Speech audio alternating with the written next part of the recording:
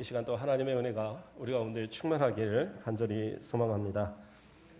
오늘 말씀의 제목은 하나님의 뜻대로 행하는 자입니다.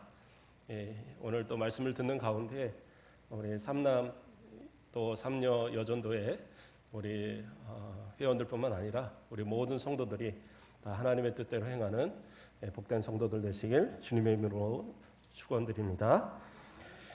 예수님께서 30년 동안 그 가족들과 함께 그냥 이렇게 자라시면서 지내셨어요. 그러니까 예수님의 세상에서의 직업은 뭐였어요? 목수였습니다. 목수. 요셉이 목수였기 때문에 이어서 목수의 일을 감당했었습니다. 그렇게 30년을 보내신 이후에 3년의 공생의 기간을 보내셨어요. 그때에 제자들을 삼으시고 그들과 3년을 지내시면서 천국 복음을 전하시고 그리고 이제 십자가에 달려 돌아가신 거예요. 그런데 예수님께서 자라신 곳은 나사렛이라는 동네입니다. 나사렛이라는 동네예요.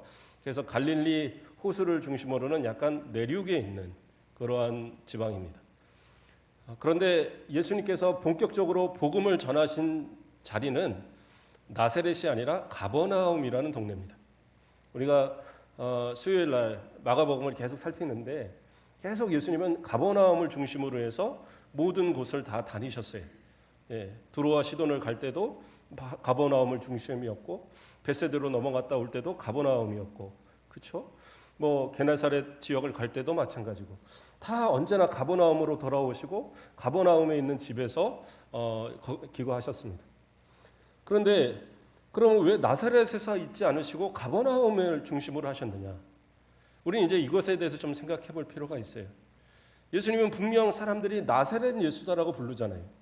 그러니까 나사렛 예수라고 부르는 것은 예수님의 출신지가 나사렛이다라고 다 알고 있는 거예요. 우리가 보통 사람들을 부를 때 요즘은 그렇게 잘 안 부르시는데 옛날에는 이렇게 새댁이 들어오면 어디 출신이냐고 물어보고 저기 경기에서 왔다 그러면 경기댁, 그렇죠?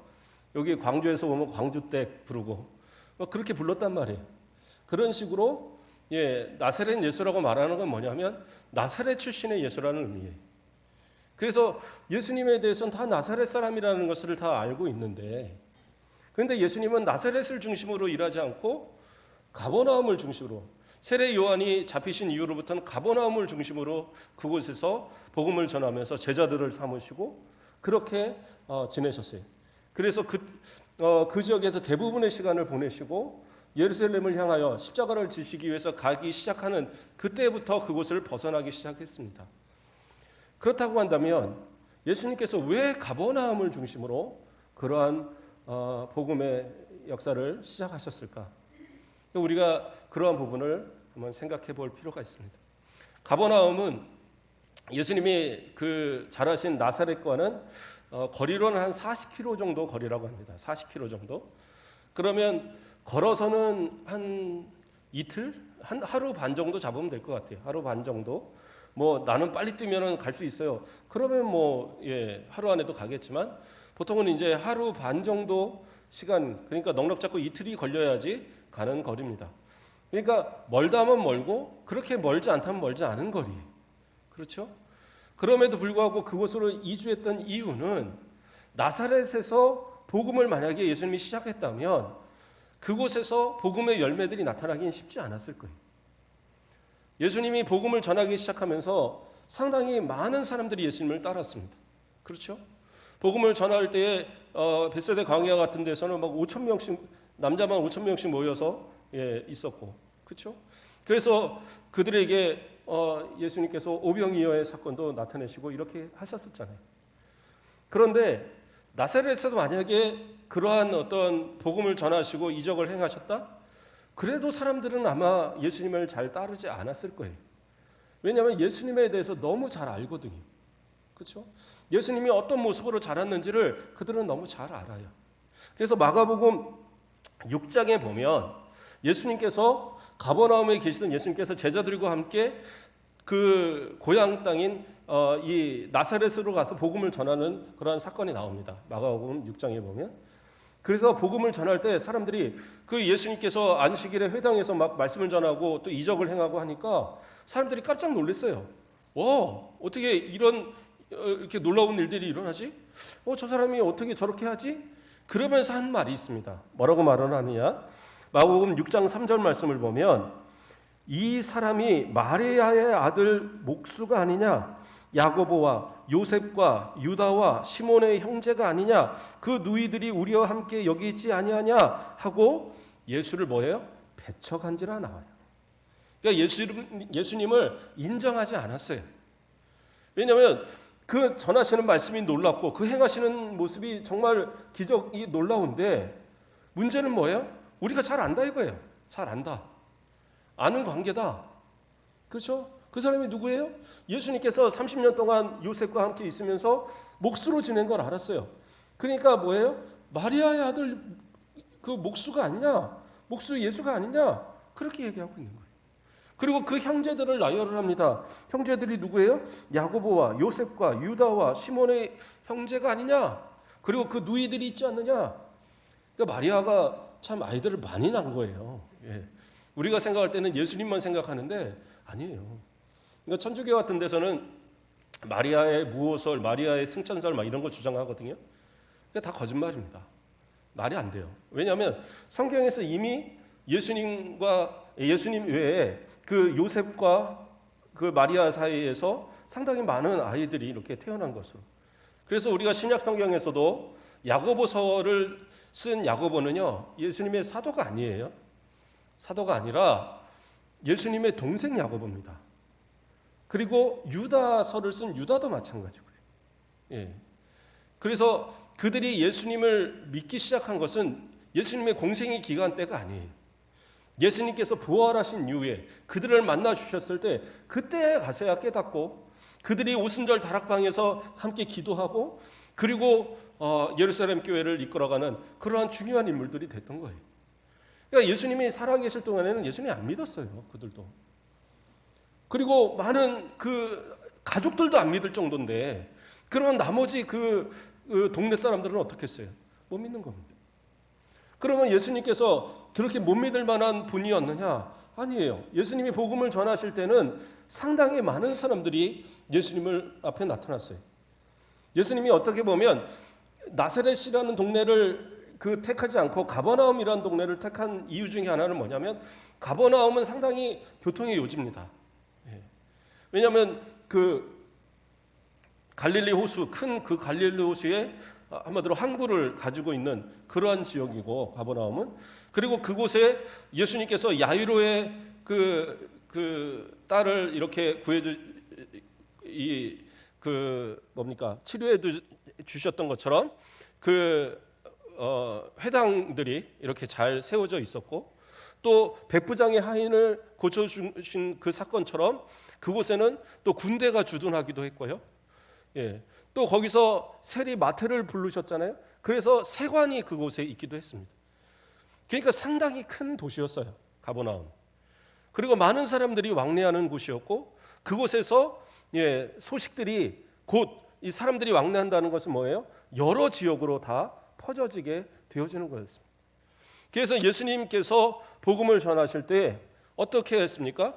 나중에 이 소문이 막 퍼지니까 그 유대와 예루살렘에 있는 서기관들, 그 바리새인들이 예수님이 도대체 어떤 사람인가 궁금해서 그 말을 들으려고 와서 그렇게 자리를 앉아서 말씀을 들을 정도로. 물론 그들이 들은 것은 예수님의 말씀에 뭐 놀라운 기적에 이런 것을 기대하고 온 것이 아니라 어떻게 하면 책을 잡을까 그런 이유였지만 어쨌든 그렇게까지 소문이 날 정도로 상당히 예수님의 행하시는 일들은 엄청난 파급력을 갖고 있었어요.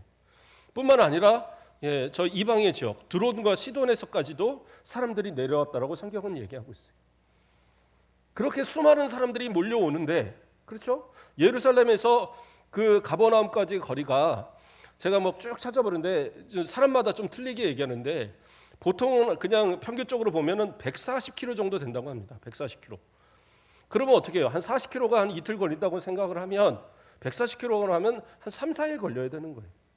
아무리 열심히 온다고 해도 그 거리를 예수님의 그 예수님이라는 그분이 저 갈릴리 지역에 가버나움에 그 변방에 그 사역하는 그 예수님을 보기 위해서 그렇게 올 정도로 그렇게 소문이 아주 크게 났었단 말이에요. 그런데 오히려 어떻게 해요? 그 나사렛이라는 지역이 40km밖에 안 되는데, 멀다 보면 멀지만 그냥 가면 한 이틀 거리인데, 그러나 그곳에서는 예수님을 인정하지 않았단 말이에요. 왜 인정하지 않았어요? 그냥 참 너무 잘 안다라는 이유 때문에, 내가 다 어려서부터 안 사람이라는 이유 때문에 인정하지 못하는 거예요. 참 그런 부분들이 어떻게 보면 우리 한국에서도 그런 부분들이 있는 것 같아요. 대통령도 그 대통령 내가 옛날에 그 다 그 내 꼬봉이었고 뭐, 동네 가면 다 그렇게 얘기한단 말이에요. 그게 아닌데 과거의 모습과 지금의 모습이 같을 수는 없잖아요. 제가 전도사 시절에 제가 자랐던 교회를 그냥 아무 생각 없이 자주 놀러 다녔어요. 시간 되면 놀러 가서 앉아 있고, 왜냐하면 다 아는 사람들이고, 사역을 나가면 어떻게 보면 참 외롭잖아요. 다 교육자와 그냥 이렇게 성도들의 관계니까 사실 마음을 터놓고 이야기할 수도 없고, 항상 좀 그러야 되는 부분들이 있다 보니까 그게 힘들잖아요. 근데 본 교회를 가면 다 막 누나들도 있고 형들도 있고 친구들도 있고 동생들도 있고 뭐 집사님들 다 아니까 가면 그래도 모세야 하고 불러주는 그게 좋아서 한동안은 자주 갔던 기억이 있습니다. 근데 어느 날 그 누님들하고 또 뭐 어떤 형님들하고 이렇게 같이 앉아서 뭐 식사를 하는데, 식사를 했던가 하여튼 뭐 다과를 나누던가 그랬던 것 같아요. 그런데 한 형님이 저한테 좀 말을 좀 심하게 뭔가를 했어요. 정확히 기억이 안 납니다. 그러니까 옆에 있던 누님들이 아니 그래도 밖에서 전도사님 하시는데 우리가 아무리 편하게 대해도 말을 가려서 해야지. 그러니까 이분이 하시는 얘기가 뭐 얘는 아직 멀었어 그러는 거예요. 아직 멀었어 그러는 거예요. 근데 그 말이 지금 생각하면, 지금 누군가 나한테 아직 너 멀었어 그러면 저는 아직 멀었네요 그럴 텐데, 오히려 전도사 때는 이 자존심이 있잖아요. 근데 너무 이게 속상한 거예요.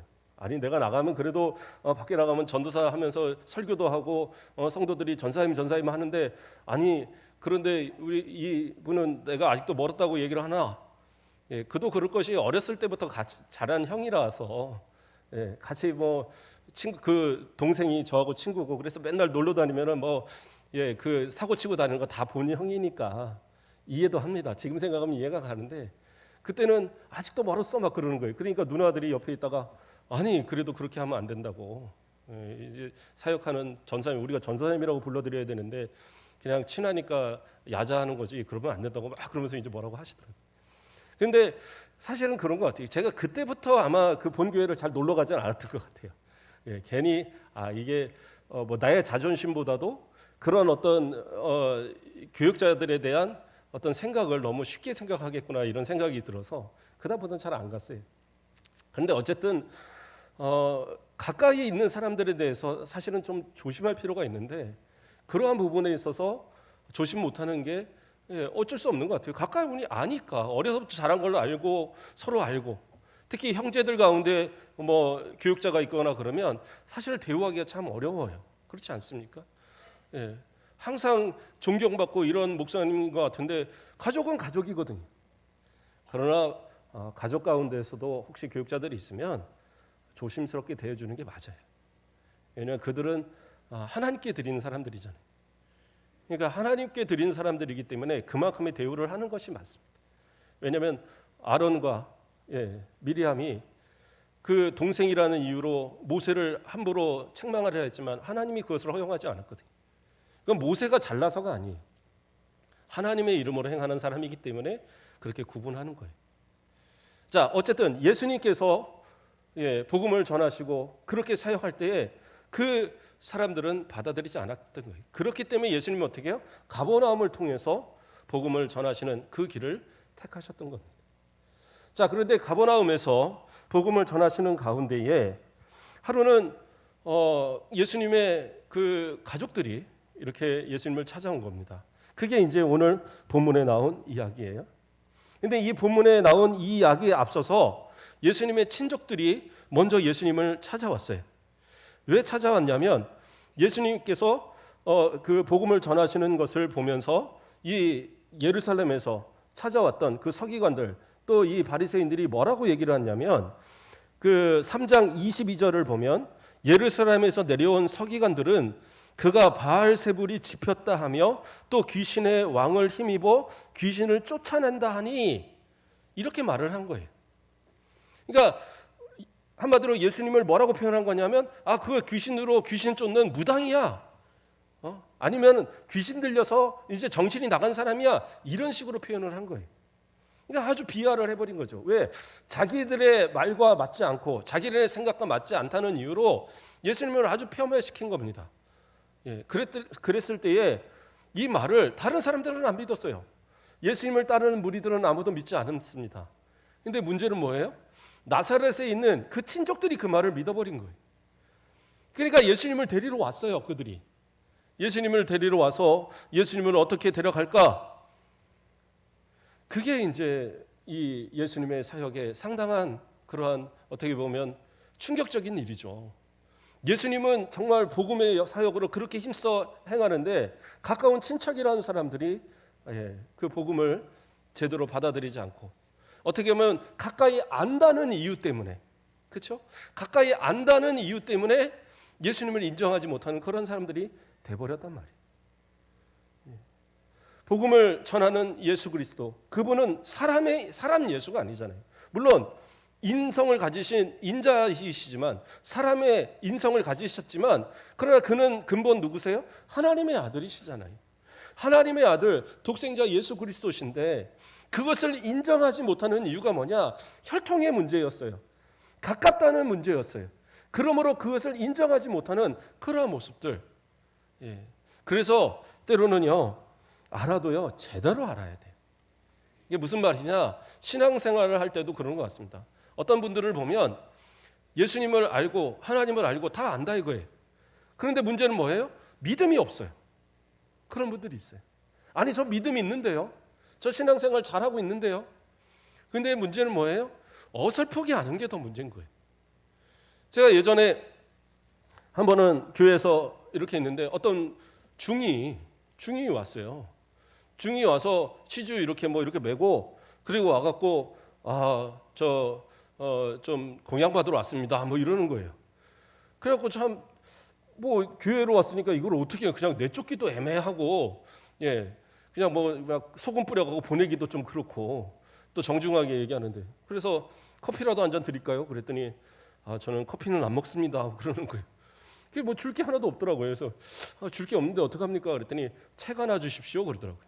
그게 무슨 책을 달라고 그럽니까? 그랬더니 교회에 관련된 책을 하나 달래요. 그래서 제가 주일학교 책이 하나 돌아다니길래 이거 보시겠어요? 했더니 이거 정도는 저도 다 압니다. 그러는 거예요.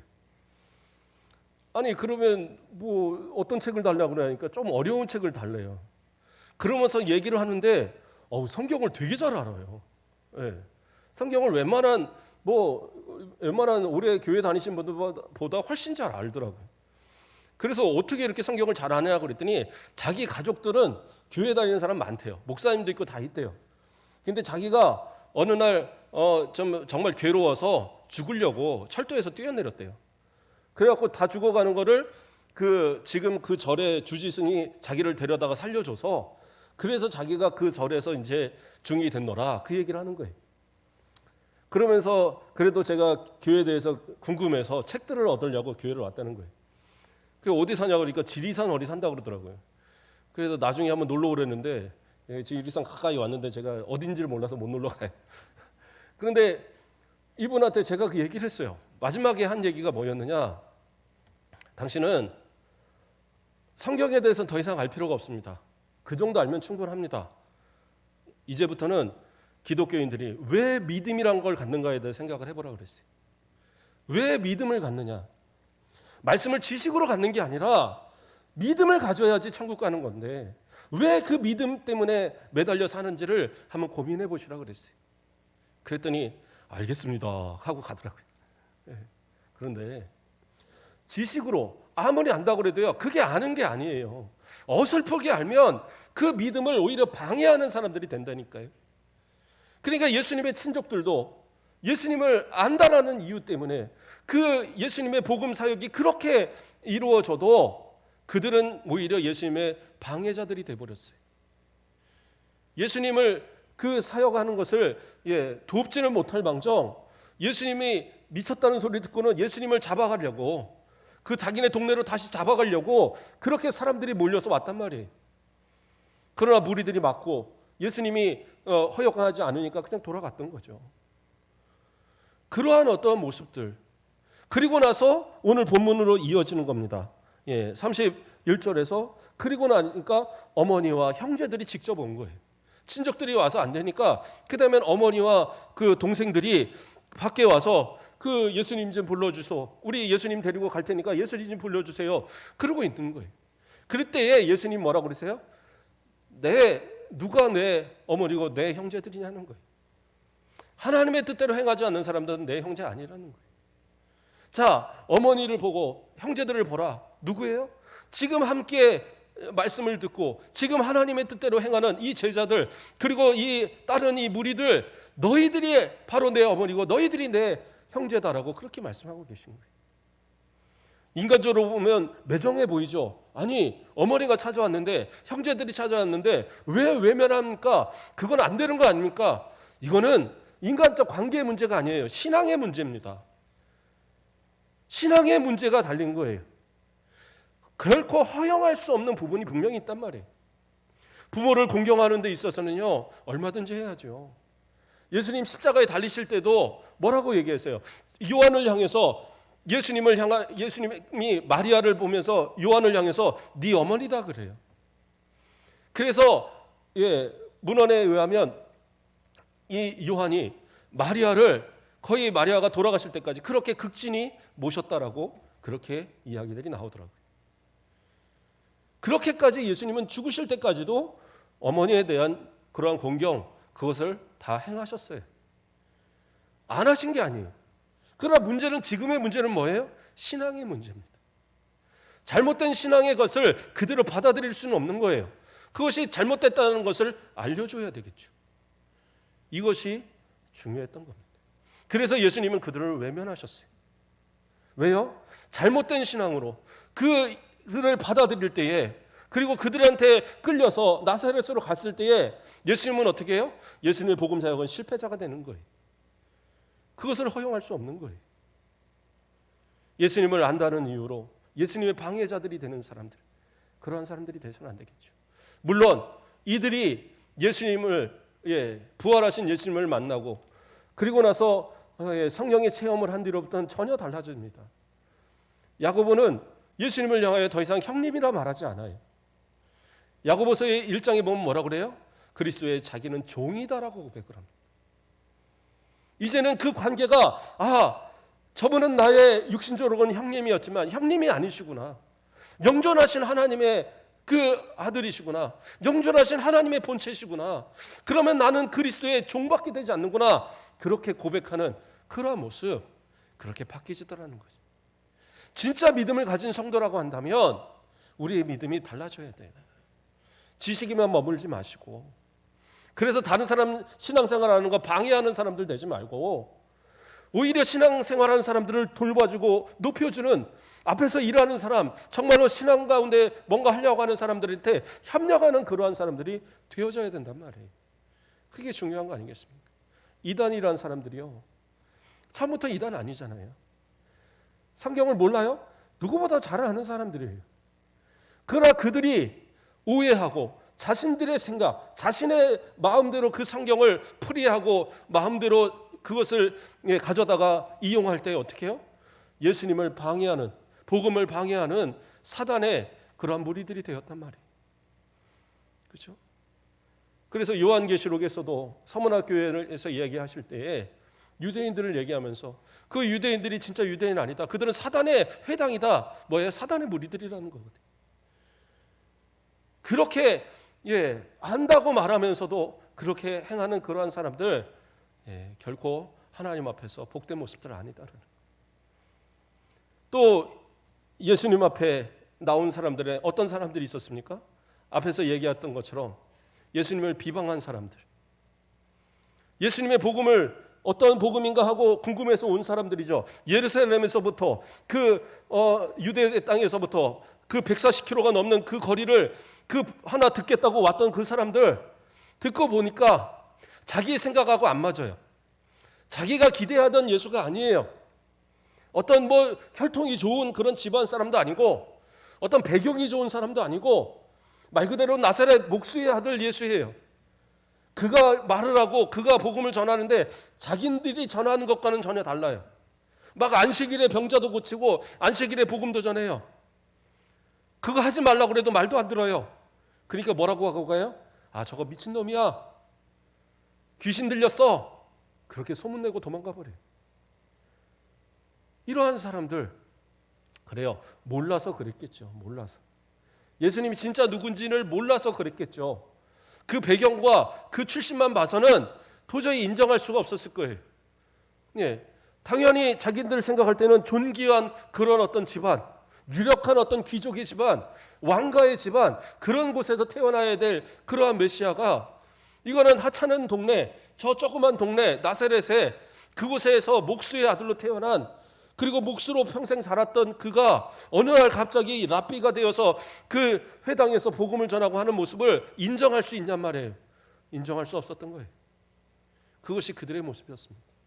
단적인 예로 예수님께서 제자들을 부르실 때에 나다나엘이라는 발음이 잘 안 되네요. 나다나엘이라는 사람을 제자로 부르실 때의 이야기입니다. 예수님께서 복음을 전하시고 제자들을 부르실 때 빌립이라는 사람이 먼저 예수님을 받아들였어요. 예수님께서 나를 따르라니까 예수님을 따르겠습니다 하고 예수님이 제자가 됐어요. 예수님의 제자가. 자, 그래서 가버나움에서 그 예수님의 제자가 됐는데, 그러면 나다나엘은 어디 사람이냐면 가나 지방 사람입니다. 우리가 가나의 혼인잔치 알잖아요. 그 가나 사람인데 거기까지 가서, 바로 옆 동네니까 거기까지 가서 우리가 기다리던 그를 봤다. 모세가 예언했던 그 사람을 봤다. 하나님의 아들 그 그리스도를 봤다. 막 얘기를 하는 거예요. 그러니까 그때 나다나엘이 뭐라고 얘기를 하냐면, 나사렛에서 무슨 선한 것이 날 수 있느냐, 그렇게 얘기를 해요. 아니, 그 조그만 동네에서, 그 아무것도 아닌 비천한 동네에서 뭐가 거기서 메시아가 날 수 있어? 그건 말도 안 돼. 그렇게 얘기를 해요. 그러니까 이 유대인들의 생각 속에, 그들이 알고 있는 생각 속에서는 예수님을 인정하기가 참 힘들었던 겁니다. 왜냐하면 자기들의 생각과는 도저히 안 맞으니까. 그러니까 나다나엘도 상당히 좀 지식적으로 높은 위치에, 바리새인까지 되는지 모르겠지만 그러나 상당한 위치에 있었던 사람이에요. 그래서 그가 예수님을 인정하기에, 자기의 지식으로는 도저히 인정하기에 힘들었던 그런 상황입니다. 그런데 예수님께서 그에게 찾아오시고 그에게 말씀하시고, 그가 그 무화과 나무 아래에 있을 때 내가 너를 알았다라고 얘기하시고, 그러한 어떤 몇 가지의 이야기를 딱 하는 순간 그때 딱 깨달았어요. 아, 이분이 진짜 하나님의 아들이시고 이분이 진짜 메시아구나. 그래서 그가 뭐라고 고백을 하냐면, 요한복음 1장 49절에 보면 나다나엘이 대답하여 랍비여, 당신은 하나님의 아들이시오, 나는 당신은 이스라엘의 임금으로서이다, 이렇게 얘기하고 있어요. 뭐라고 얘기해요? 나다나엘이 랍비여, 당신은 하나님의 아들이시오, 이스라엘의 임금입니다, 이렇게 얘기해요. 그러니까 뭐예요? 우리가 기다리던 메시아가 맞습니다, 이렇게 인정을 하는 거예요.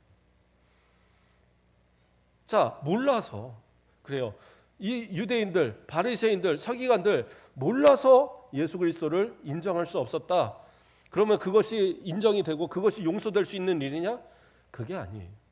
몰라도 죄는 죄입니다. 몰라서 죄졌다고 그 사람들이 천국 갈 수 있는 거 아니에요. 모르면 어떻게 해요? 깨달아야죠. 복음을 듣고 나다나엘은 깨달았어요. 그래서 나다나엘이 누구냐? 예수님의 제자 가운데 바돌로메라는 사람이 있습니다. 그 빌립 다음에 불려지는 사람이 바돌로메거든요. 그러니까 이게 이제 복음에 불려진 어떤 그런 순서상의 부분들이 있는데, 빌립과 더불어서 나오는 이 바돌로메가 바로 이 나다나엘 것으로 그렇게 학자들은 추정을 합니다. 왜냐하면 바라는 말이 아들이란 뜻이에요. 그래서 바돌로메 그러면 돌로메의 아들 이럴 거거든요. 그러니까 이 나다나엘의 아버지가 돌로메였던 거예요. 그래서 우리가 시골에서 이렇게 보면 누구 아들 뭐 이렇게 부르잖아요. 그런 것처럼 바돌로메라고 부르는 나다나엘이었던 거예요. 자, 그가 예수님을 따라서 복음을 위해서 예수님의 제자가 되었던 그러한 모습이 되었다라는 거죠. 그러니까 깨닫고 나면 당연히 예수님을 따르겠죠. 알고 나면 예수님을 따르겠죠. 그러나 몰라도 어떻게 해요? 그 사람은 지옥 갈 수밖에 없는 거예요.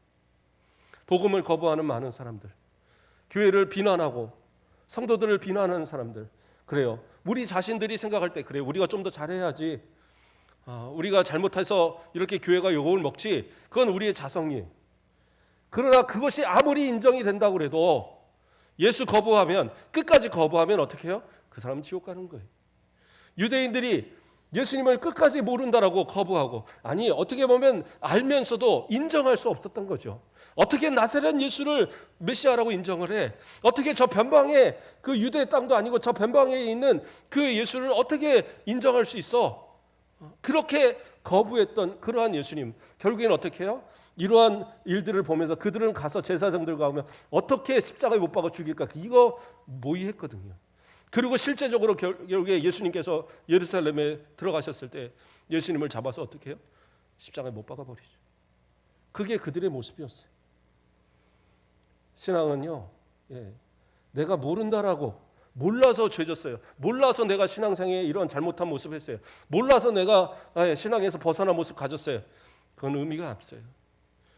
알아야죠. 노력해야죠. 내가 복음을 받기 위해서 노력하고, 믿음은 어떻게 나요? 믿음은 들음에서 나는 거예요. 들음은 뭐예요? 그리스도의 말씀이에요.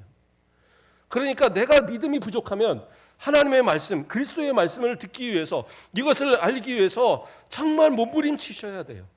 그렇게 해서 내가 깨달아야지. 정말 모르겠으면 저 찾아오시라니까요. 물어보세요. 내가 성경을 보다 보니까 도저히 이거 못 믿겠는데 목사님 좀 도와주세요. 제가 뭐 다 풀이할 수는 없을지 몰라도 그래도 함께 기도하면서 그 풀어갈 수 있잖아요. 그렇게 해서 믿음 회복해야지. 믿음 없으면 지식으로만 아무리 알아봐야 무슨 의미가 있어요. 성경에 대해서, 구약 성경에 대해서 바리새인들만큼, 서기관들만큼 많이 아는 사람이 어디 있어요? 그러나 그들은 예수 몰랐어요. 예수 못 믿었어요. 그러니까 하나님의 말씀을 어설피 알지 말고 정말 말씀을 깊이 알고, 그리고 그 말씀을 통해서 복음이 내 가운데 정말 역사하는 그러한 믿음으로 성장해야 돼요. 그러지 않으면 지식이 있다고 해도 그 사람은 지옥 가는 그러한 인생이 될 수도 있다라는 거예요. 정말 두려운 마음으로 우리가 생각해야 될 부분. 저도 설교들을, 제가 거의 모든 설교를 다 지금 홈페이지에 올리고 있잖아요. 어떤 분들이 저한테 그러더라고요. 왜 이렇게 힘들게 하냐고. 좀 편하게 하지. 주일 설교나 좀 열심히 하고 나머지들 그냥 대충 하지. 왜 그렇게 하냐. 그런데 저는 그래요. 우리 성도들한테 정말 진짜 하나님의 복음들을 좀 전해야지. 진짜 하나님의 말씀들이 좀 전해져야지. 어느 순간 그 한마디 말씀 때문에 예수 영접하고 구원의 사람 될지 모르는데, 어느 순간 그 한마디 말씀 때문에 내가 이제까지 신앙생활 잘못한 거 정말로 믿음으로 내가 돌이키겠습니다, 이런 마음이 들 수도 있는데, 어느 날 내가 그냥 대충 잘못 복음 전하다가 그거 잘못 알아서 그거 봐, 뭐 그래봐야 그거지, 그리고 지옥 가면 어떡하겠어요? 정말 두려운 마음으로 저도 노력을 하면서 합니다. 그렇다고 해서 뭐 제가 아주 뭐 뛰어난 학자다, 그건 아니에요. 저도 참 부족합니다. 제가 이래저래 한번 계산을 해봤어요. 내가 학교를 다니고 신학과 관련해서 공부한 게 몇 년이나 되냐, 한 16년 공부를 했더라고요. 되게 오래 했죠. 그런데도 잘 모르겠어요. 솔직한 얘기. 볼 때마다 새로워요. 성경을 볼 때마다 새롭고, 바로 본 것인데도 다시 보면 또 새로운 부분들이 있고. 그래서 어떤 노 교수님이 그런 얘기를 했다고 그러더라고요. 그 정말 유명한 학자신데 그분이 그 고백을 하는 것이, 내가 이제까지 공부를 쭉 다 해오고 이제까지 연구를 해왔는데 성경을 정말 태산이라고 치면 태산의 옆에 그냥 그 먼지 하나 깨작거린 이 정도밖에 나는 한 것이 없다라고 얘기를 했대요. 성경은 그렇게 깊이가 있습니다. 많이 안다고 해서 아는 게 아니에요. 중요한 건 뭐예요? 믿음이 있어요. 믿음으로 보면 이 성경은 내게 생명이 되지만 믿음이 없이는요 결국엔 나를 판단하는 나중에 심판받을 기준이 되고 말아요. 하나님 앞에 온전한 믿음의 모습으로 살아가야 되는. 그렇다고 한다면 오늘 본문에 우리가 처음에 제목처럼 하나님의 뜻대로 행하는 자는 어떤 사람이냐? 예수님이 분명하게 얘기를 하십니다. 뭐라고 얘기를 하셔요? 내 어머니를 보고 내 형제들을 보라고 얘기하셔요. 이건 뭡니까? 예수님의 주변, 예수님과 함께 따르는 그러한 사람들, 예수님과 함께 거하는 그 사람들을 향하여 얘기하는 거예요. 비가 오나 눈이 오나 어떤 옆에서 누가 바리새인들이 귀신 어쩌고 떠들어대도 예수님의 친족들이 와서 아니 예수님 그거 아무래도 귀신들을 우리가 데려갈 것 같아요. 어떠한 그 비방과 어떠한 모략이 와도 어떻게 해요? 예수님을 지키고 예수님의 편에서 서는 그 사람들, 예수님 없이는 살 수 없다라고 고백하는 그 사람들을 예수님은 하나님의 뜻대로 행하는 자라고 얘기하는 거예요. 하나님께서 직접적으로 뭐라고 얘기하셨습니까? 그 변화되셨던 그 높은 산에 오르셨을 때 하나님께서 뭐라고 그러셨어요? 마가복음 9장 7절을 보면 마침 구름이 와서 그들을 덮으며 구름 속에서 소리가 나되 이는 내 사랑하는 아들이니 너희는 그의 말을 들으라. 너희는 그의 말을 들으라. 그렇게 말씀하셨어요. 그러니까 예수님의 말씀을 듣는 것이 하나님께서 원하시는 뜻이에요. 예수님의 말씀대로 살아가는 것이 하나님의 뜻이고 예수님을 믿고 살아가는 것이 하나님의 뜻대로 행하는 자들의 모습이다란 말이에요. 그러므로 믿음이 없이는 하나님을 기쁘시게 못하는 거예요. 믿음이 없이는 천국까지 못해요. 그 믿음은 오직 예수 그리스도를 통한 믿음만이 진짜 믿음이에요. 그거 없다고 그러면 우리는 가짜 믿음 가지고 살아가는 거예요. 무늬만 그리스도인들 그런 모습으로 살지 말자고요. 진짜 우리 순천 가곡교회 어떤 교회입니까? 이 순천 땅에 복음의 뿌리잖아요. 기둥이잖아요. 우리 교회의 모습 그래요. 그렇다고 해서 건물만이 또 역사만이 그렇게 돼서는 안 돼요. 우리 순천가곡교회에 속한 모든 성도들은 어디를 가도 인정받으셔야 돼요. 순천가곡교회 성도다고 하면 그 교회 그 참 믿음 좋은 교회, 진짜 예수님 말씀대로 사는 교회, 진짜 그 교회 성도들은 믿을만하지, 알아줄만하지. 그런 모습 돼야죠. 제가 이 동네 이렇게 사람들을 이렇게 만나다 보면 그런 얘기들 해요. 다 안 돼요. 우리 가곡교회 모르는 사람 하나도 없더라고요. 장로님들 이름도 다 아시고, 우리 옆집 누구야? 이러면서 다 얘기하시고, 진짜 오래된 교회는 오래된 교회다. 모르는 사람이 하나도 없구나. 또 하나같이 하는 얘기가 어렸을 때 거기 한 번씩은 다 거쳤다는 얘기들 하더라고요. 그런데 좋은 얘기도 많이 하시는데 때로는 좋지 않은 얘기도 하시는 분들도 있어요. 그렇다고 그래서 아주 비방하고 막 욕하고 이런 건 아닌데 믿음에 대해서 이제는 좀 우리가 더 확고한 어떠한 그러한 자랑을 할 수 있을 만한 교회로. 그래서 정말 앞으로 200년이라는 그 때가 우리는 없겠지만 그때의 어떤 기념을 할 때 이때의 우리 성도들을 좀 기억하며 그때 새로운 부흥의 역삼이 일어났고 진짜 믿음의 사람들이었고 진짜 하나님의 뜻대로 행하는 사람들, 그런 사람들이 모였던 그때였다라고 기억되어지는 그러한 어떤 믿음의 새로운 그런 부흥의 시대가 바로 우리를 통해서 이루어지기를 소망해요. 그래서 좋은 소문도 자꾸 내셔야 돼요. 주변에 다니면서도 자꾸 자랑하세요. 저를 자랑하는 게 아니라 우리 교회도 자랑하시고, 그래도 우리 목사님이 설교하려고 정말 몸부림치고 노력해서 설교 준비하고 이런 것도 좀 자랑하시고. 제가 홈페이지에 막 설교 올리니까 어떤 분들은 그런 얘기도 하더라고요. 그 표절 걸리면 어떡해? 이런 얘기도. 저 어디 가서 베껴서 설교하는 적 없어요. 정말 다 준비하는 거고 주석들 다 모아서 연구하고 그거 하면서 이렇게 전하는 겁니다. 그래서 자랑하셔도 돼요. 어디서 베껴서 하는 거 아니고 어디서 똑같은 설교 들을 수도 없어요. 그런데 제가 잘한다는 얘기가 아닙니다. 그러나 자랑의 마음을 좀 가지시라고요. 우리 장로님들도 좀 자랑을 하시고, 우리 권사님들에 대해서 좀 자랑하시고, 우리 안수 집사님들한테도 좀 자랑하시고, 우리 교회가 막 자랑할 거리가 넘치는 그런 모습들이 좀 됐으면 좋겠어요. 그래서 많은 사람들이 바라볼 때 저 사람들은 진짜 하나님의 뜻대로 행하는 사람이다 인정받는 그런 모습. 또 오늘 헌신 예배를 드리는 삼남 또 삼녀전대 어떻게 보면 우리 교회 중추적인 역할들을 하는 분들인데 이분들이 정말로 잘 역할하고 잘 기도하고 잘 정말 헌신하는 가운데에 앞으로의 우리 교회의 10년이 또 좌우되는 그러한 역사가 있지 않겠어요? 적어도 하나님 앞에서 믿음에서만큼은